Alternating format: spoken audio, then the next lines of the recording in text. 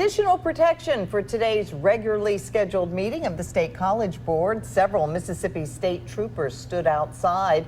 Part of the meeting was closed for an executive session, and there was no official word explaining the need for extra security. But the IHL is currently under scrutiny for hiring Dr. Glenn Boyce as chancellor of Ole Miss. 12 News' Gerald Harris joins us now in the studio with more. Gerald?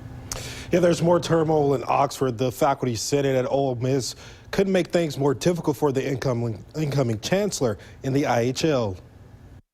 Following a meeting with college board members protected by additional security, including state troopers, there was little to be said. That is before you, for the people. They need to hear from you. I have no comment. I have no comment. No comment. Y'all not doing any on-camera interviews today. Did y'all finalize the contract for Chancellor? Yeah, he's got to go. He's not doing any on-camera interviews. Hal Parker, the College Board president, refused to answer any questions related to Dr. Boyce or say if his contract was finalized. The Faculty Senate at the University of Mississippi will be holding a meeting in Oxford to discuss a vote of no confidence in a resolution to abolish the IHL board.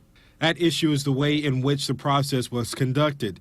IHL dispensed with traditional interviews of candidates on campus. They then hired Boyce despite the fact he served as the consultant during the year-long search process.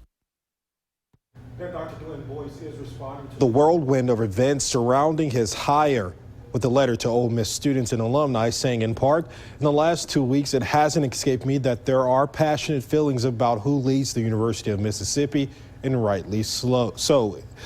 I'm passionate about that as well. I just hope that the people who care about this university will judge my tenure as chancellor based on the results that we deliver.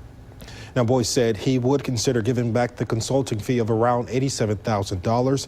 It is not known at this time if it was given back. The University of Mississippi Faculty Senate meets in just about a half hour tonight at 6:30 p.m. Melanie?